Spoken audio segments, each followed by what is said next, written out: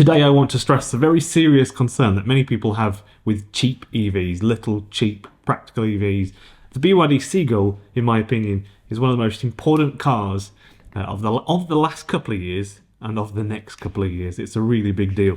But when it comes to you in the UK or Europe or Australia, you need to know that there are two versions and only one that you should buy, one you should definitely not buy, and I'll explain why with some evidence for you as we look through the BYD Seagull battery, which is, I think, a piece of art. It's brilliant, really. The Seagull comes with a couple of battery choices and also multiple names, but let's just call it the Seagull for today. The smaller battery is 30 kilowatt hours, and that one doesn't have battery cooling on it or heating. Nothing. It's literally a battery with a positive and a negative, and that's it. The larger one, in a lot of the world, is a 39 kilowatt hour battery usable, and actually 43 kilowatt hour is what's going to be in the UK, Europe and Australia in the next so many months, basically. So it's nice to see that they've put an extra few kilowatt hours in it just to make it larger. So that kind of means in the UK it sort of tips it over 200-mile range realistically on WLTP, for example, which for a lot of people is kind of very important. In Brazil, there's a chap talking about his experience with the BYD Seagull with over 100,000 kilometers on it, and that's a warm climate. No battery loss after 100,000 kilometers, so that's exactly what you should expect, and that's kind of what we all want. And that's the big issue. That's why if you get the cheaper one and you don't get the cooling on it, the battery will almost certainly be suffering some battery capacity loss. And that would not have been the case if it wasn't for the battery cooling, because it's an imperative thing.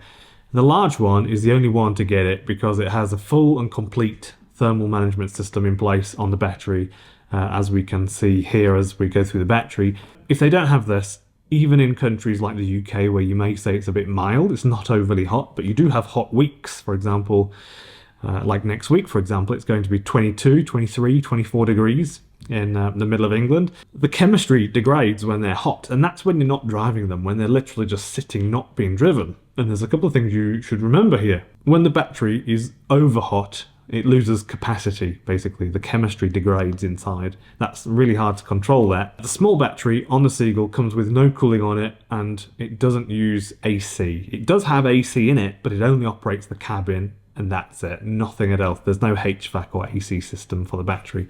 But the large one does come with cooling on it, using liquid and glycol to run through. There's an inlet and an outlet on the battery, and then it pushes all the, as you can see on the screen, you can see these the aluminium strips that run up and down the battery. That's to take the heat out of the battery, and then basically in between you've got the resistive heating elements, basically to heat it up when you need to add a bit of heat to it, like in Norway or something like that, or in December or January in England. So this is exactly the setup that you get with the BYD Atto 3, for example. Really top quality, a good quality job. They're doing what they need to do to have full control of the battery. Other cars that don't have this setup, the Dacia Spring is another car that just cheaps out on it, and they just literally bolt a battery to it. So perhaps the range is good for a year or two or three, but then what? And if you're in Italy or Greece or, I don't know, in summer, in the UK in summer, it will lose a lot of battery capacity quite quickly. It really doesn't take that many weeks and months of hot temperature to really lose 5 or 10% of the battery capacity. So I should mention as well the Nissan Leaf. This is something where it's all over the internet. You can go on the internet wherever you are, especially in a hot country like Australia, for example. Just go on Marketplace, go on carsales.com.au and look at the Nissan Leafs and just look at how much battery capacity loss they have. And these are cars from 2016, 17, 18, often with 60,000 kilometers on them, and they've literally lost 30-40% of the battery capacity I've seen. And so that's, they didn't have a very good range to start with, the 2014, 15, 16 Nissan Leafs. So, amazing car. I still think it's a brilliant car. I've spent a lot of time driving Nissan Leaf's 24 kilowatt hour battery version and the 30 kilowatt hour version. A lot of people know that the 30, for some reason, suffered a bit more battery capacity loss. But up until this point now, none of the Nissan Leafs have any thermal management systems on them at all. They literally just bolted a battery to it, and that was that. Granted, batteries were very expensive back 10 years ago, but now they're not. And the new Nissan Leaf is coming out as well very, very soon, by the way. And That's the thing I'll be checking as soon as that comes out. They really should. They really should have done it on the last Nissan Leaf. But there are now studies that have been taken, and they do show the capacity loss on average. I'll give you some numbers in a second, but roughly 3.5 to 9.9% per year, depending on the car and the age for the Nissan Leafs. A study analysing 1,382 battery health measurements from 283 Nissan Leafs manufactured between 2011 and 2017, so the earlier ones, found that the 30 kilowatt hour variant exhibited a faster rate of decline in energy holding capacity compared to the 24 kilowatt hour battery. So that backs up what we kind of know. We already knew that back in the day. And at 2 years of age, the mean rate of decline for the 30 kilowatt hour Leaf was 9.9% per annum, so not good at all. Around 3 times the rate of the 24 kilowatt hour Nissan Leafs.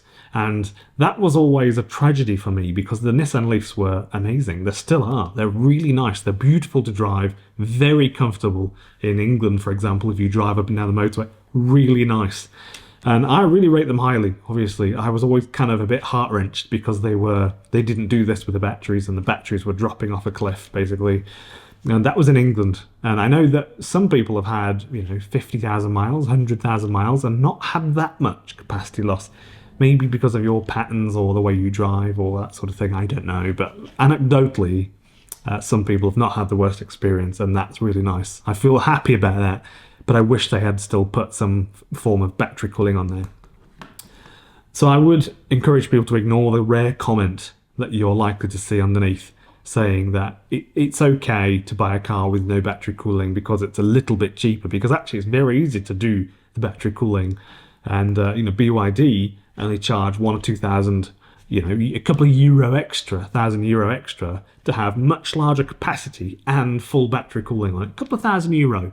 So if you want your car to last, if you want it to resell, if you want to have the same capacity this year and next year and the year after, you kind of have to just go with the bigger one, basically. Because yes, there are some people who live in mild climates who have not had the worst experience, and that's purely anecdotal, like I said a minute ago.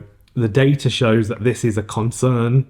I did a poll on this. It basically said that almost every single person who voted, and there were many, agreed with that, basically. Anything bigger than an e-bike should have cooling on the battery, because the battery is so expensive, so imperative to the car being the same sort of product after year after year after year, then it should come with it. And if you're not in a warm climate, you have to remember that there is a resistance within the battery when you use the car, which in turn heats up the battery just simply by using it. The battery literally is a kind of, you could argue that it's a kind of weird heating element, and that the battery is actually just raising in temperature, just driving it anywhere. And if you put that on a very hot day, that's even worse. What if you drive in a hot place on a road where the tarmac is kind of a battery and it's holding lots of heat? If you're in Brisbane or maybe even England on a sunny day, you know exactly what I mean. It's actually quite hard to walk on the tarmac. It's super, super hot. And it takes hours for that energy to come out of the ground after the sun has gone down. So if you're going to go for groceries, driving to a town, park on that black tarmac with all the heat in, and that rises up into your battery, and your battery can't get that heat out, your battery can kind of just cook for hours. It takes a long time to get that energy out. And, the battery is very sensitive. So even a few days of roasting in an English summer can be brutal on the chemistry. You can expect a couple of % loss for, over the course of a winter. There are actually some people that have said they noticed 2 or 3% drop before and after a British summer. I remember reading that a long time ago. So you've got a fair chance if you get the larger battery with the cooling on it. You have a fair chance of having a nice experience with a BYD Seagull. I just would probably avoid the cheaper one for this only reason. This is only for this reason.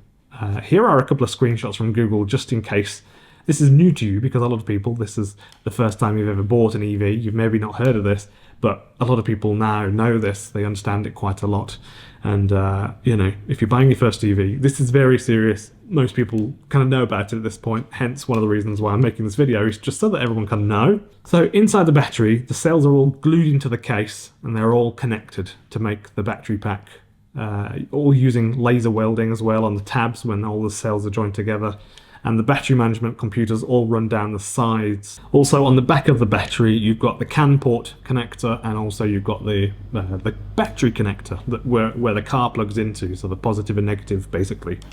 I would argue that this is a piece of art. It's a beautiful thing. Just looking at these batteries, the amount of effort that has been put into producing that battery alone is super lovely, and it's a bit of a shame that it's all hidden underneath the car, in my opinion. It's not very heavy at all, the BYD Seagull, and I think that's part of the reason why it's so efficient. Some people getting 10 or 11 kilowatt hours per 100 kilometers. It's exactly the same weight as a Honda Jazz from 2015, unless you get the one with a large battery, in which case it's about a passenger on top of that. So it's like a Honda Jazz with the driver.